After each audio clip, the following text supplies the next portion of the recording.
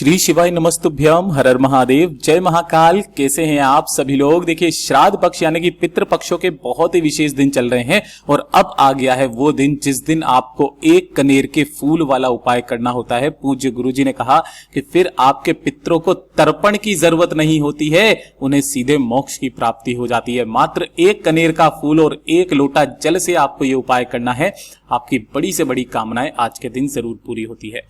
पूज्य गुरुजी की कथा से सुन करके और समझ करके पूरे उपाय को बड़े ही आसान भाषा में आपको बताऊंगा, परंतु उससे पहले आप सबसे एक छोटी सी प्रार्थना। जो लोग पहली बार आए हैं चैनल को सब्सक्राइब जरूर कीजिएगा और वीडियो को लाइक करके देव आदिदेव महादेव का कोई सा भी प्यारा नाम कमेंट बॉक्स में लिखना मत भूलिएगा। इस पूरे वीडियो में हम 3 महा उपायों के बारे में बात करेंगे जो कि आपकी अलग अलग कामना पूर्ति के लिए सिद्ध होंगे, तो ध्यान से सुनते चले जाना, समझने की कोशिश करना। सबसे पहले बात करते हैं पहले वाले उपाय की, जो कि आपको कनेर के फूल से करना है। गुरुदेव ने कहा कि ये जो श्राद्ध पक्ष यानी कि पितृ पक्ष के जो 16 दिन होते हैं, जिसके अंतिम दिन जो कि द्वादशी का दिन हो गया, प्रदोष का दिन हो गया, शिवरात्रि हो गई और सर्व पितृ अमावस्या हो गई, इन चारों दिनों में से किसी भी एक दिन आपको यह उपाय करना है। और अगर आप भूल भी जाओ तो कम से कम सर्व पितृ अमावस्या का जो अंतिम दिन 2 अक्टूबर को पड़ रहा है, उस दिन तो आपको करना ही करना है। पूज्य गुरुजी ने कहा कि अगर आपकी कोई मनोकामना, कोई हृदय की बात पूरी नहीं हो रही है ना, महादेव तक आपकी इच्छा नहीं पहुंच रही है, तो महादेव से सीधा कनेक्ट, सीधा आपका जो संबंध होता है उसमें आपके पितरों का भी बहुत बड़ा हाथ होता है। और इसीलिए यह वाला उपाय पूज्य गुरुजी ने कल की कथा में बताया कि अगर आपकी कोई कामना पूरी नहीं हो रही है, इच्छा पूरी नहीं हो रही है, बाबा तक आपकी बात नहीं पहुंच रही है, तो 1 लोटा शुद्ध जल आपको अपने घर का लेना है तांबे के कलश में। और इसी के साथ में आपको 3 चीजें चाहिए। 3 चीजें कौन कौन सी? सबसे पहले आपको लेना होगा एक कनेर का फूल, जो ये पीला कनेर का फूल होता है ना, ये वाला, केवल एक चाहिए। इसी के साथ में आपको चाहिए होगी मात्र एक बेलपत्र, जो कहीं से भी खंडित कटी फटी ना हो। और तीसरे नंबर पर आपको लेना होगा एक शमी का पत्ता। अब शमी का पत्ता लेने का भी क्रम बता देता हूं, यहां से तोड़ना। ये जो पूरा गोले में बनाया, ये एक शमी का पत्ता है। काफी सारे व्यक्ति इस वाली पत्ती को एक शमी का पत्ता समझते हैं, नहीं, ये जो पूरा बड़े गोले में बनाया है ना, ये एक शमी का पत्ता है। इस तरीके से एक शमी का पत्ता लेना, यानी कि एक कनेर का फूल, एक बेलपत्र, एक शमी का पत्ता और 1 लोटा शुद्ध जल। इसे लेकर के आपको पहुंचना है भोलेनाथ के मंदिर में, शिवलिंग के पास। यहां पहुंचकर शिवलिंग के पीछे की तरफ में खड़े होना, जिससे कि आपका मुख उत्तर दिशा की तरफ में हो जाए। जब भी आप मनोकामना पूर्ति के लिए उपाय करते हैं, सबसे पहले 1 लोटा शुद्ध जल अपने दोनों हाथों में लेकर अपना नाम बोलना, अपना गोत्र बोलना और जिस तिथि को कर रहे हो, जैसे श्राद्ध पक्ष की द्वादशी तिथि, श्राद्ध पक्ष की त्रयोदशी, श्राद्ध पक्ष की अमावस्या, इस तरीके से उस तिथि को बोल करके इस संपूर्ण जल को पहले शिवलिंग पर समर्पित करना। श्री शिवाय नमस्तुभ्यम मंत्र का स्मरण करते हुए जल को समर्पित कर देने के पश्चात जो 3 चीजें आपने ली है, एक कनेर का फूल, एक शमी का पत्ता और एक बेलपत्र, उन तीनों को आपको अपने दाहिने हाथ की हथेली पर इस तरीके से रख लेना है। ठीक है, इस तरीके से रख लोगे। रखने के पश्चात आपको करना क्या है, अपनी मुट्ठी बांधकर, है ना, अपने हृदय की बात, अपनी मनोकामना, अपनी इच्छा बोलना है। और उस इच्छा को बोल करके इन तीनों चीजों को आपको शिवलिंग के शीर्ष पर, यहां पर, है ना, यहां पर आपको छोड़ देना है।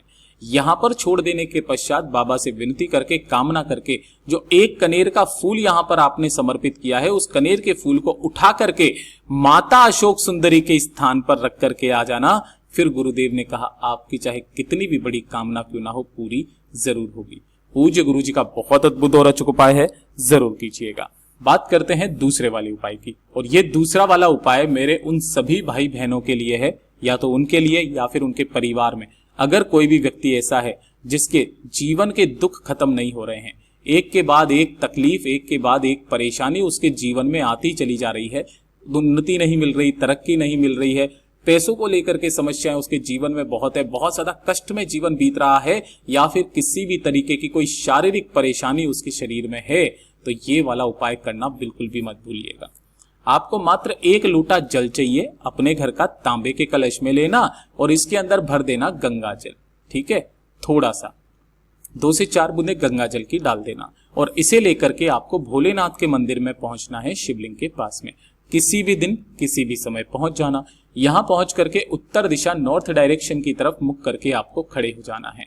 अब उपाय करने का एक खास नियम और तरीका, दोनों हाथों में जब आप उस कलश को पकड़ेंगे तो क्रम ध्यान दीजिएगा, नाम और गोत्र के साथ में आपको उस तिथि को भी बोलना है जिस तिथि को आप ये उपाय कर रहे हैं, है ना। करने के पश्चात आपको इसी कलश को, आप सबको पता है कि शिवलिंग पर ही महादेव का पूरा परिवार विराजमान होता है। ये भगवान गणेश जी का स्थान, ये कार्तिकेय जी का स्थान, माता अशोक सुंदरी का स्थान, ये माता रानी का हस्तकमल, पार्वती मैया का ये जो होता है शिवलिंग का स्थान हो गया। और जो ऊपर की तरफ मटकी होती है जहां पर जया, विषहरा, श्यामली बारी, दोत्रीय देव, महादेव की 5 पुत्रियां यहां पर विराजमान होती है। आपको दोनों हाथों में इस कलश को लेकर के शिवलिंग के चारों तरफ ऐसे करके कितनी बार, घड़ी की सुई की दिशा में 7 बार घुमाना है, ठीक है। 7 बार घुमा करके इस संपूर्ण जल को आपको शिवलिंग पर ही समर्पित कर देना है, श्री शिवाय नमस्तुभ्यम मंत्र का स्मरण करते हुए, ठीक है। समर्पित कर देने के पश्चात जो भी जल जलाधारी से बहता बहता नीचे की तरफ आए, अपने दाहिने हाथ में उस जल को रोकना और 7 बार, एक शब्द है जो है स्वधा, ठीक है, 7 बार स्वधा शब्द का स्मरण करके उस जल को अपने ऊपर छीट लेना। गुरुदेव ने कहा उसी पल से आपके जीवन की जितनी भी परेशानियां, कष्ट, तकलीफ है ना, वो सारी खत्म हो जाएंगी। पूज्य गुरु जी का बहुत अद्भुत और अचूक उपाय है, जरूर कीजिएगा। और अब बात करते हैं तीसरे वाले उपाय की, कि अगर आपके परिवार में किसी भी तरीके की कोई समस्या है ना, तो ये केवल एक ऐसा उपाय है जो कि सारी समस्याओं का समाधान है। सारी समस्याएं, घर में धन नहीं आ रहा, बीमारियां बहुत ज्यादा है, क्लेश बहुत ज्यादा है ना, अनावश्यक खर्चा बहुत ज्यादा हो रहा है, सुख शांति समृद्धि बिल्कुल भी नहीं है, तो सारे क्लेश आपके घर के खत्म हो जाएंगे। मात्र आपको 2 दीपक तैयार करने हैं, किसी भी एक दिन कर लेना, चाहे प्रदोष के दिन, शिवरात्रि के दिन या सर्वपित्र अमावस्या के दिन।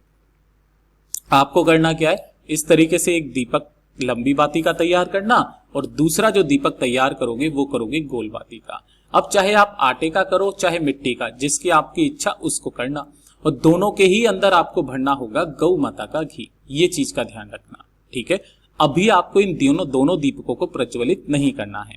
ये जो खास तिथियां गुरुदेव ने बताई, इन दिनों में शाम के समय, है ना, प्रदोष काल में आपको ये दोनों ही दीपक बिना जलाए, दोनों ही दीपक लेकर के जाने हैं शिवालय में, शिवलिंग के पास में।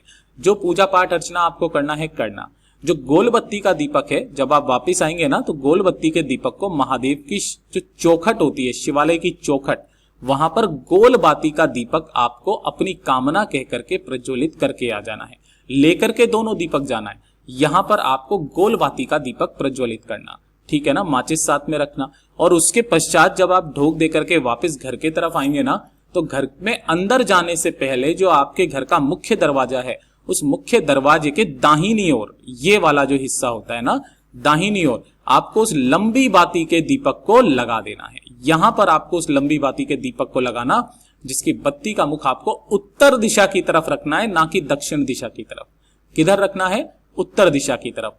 अपने घर में सुख शांति समृद्धि की कामना करके घर के अंदर आ जाना। गुरुदेव ने कहा उस दिन के बाद से ही आपके घर में हालात बदलना शुरू हो जाएंगे। ये शिव तत्व है। पूज्य गुरु जी के सभी उपाय बहुत ही ज्यादा खास और अद्भुत है, जरूर कीजिएगा। वीडियो पसंद आए तो लाइक जरूर करना, चैनल को सब्सक्राइब जरूर कीजिएगा। मैं आपसे मिलता हूं अगले वीडियो में, तब तक के लिए ओम नमः शिवाय, हर हर महादेव, जय महाकाल।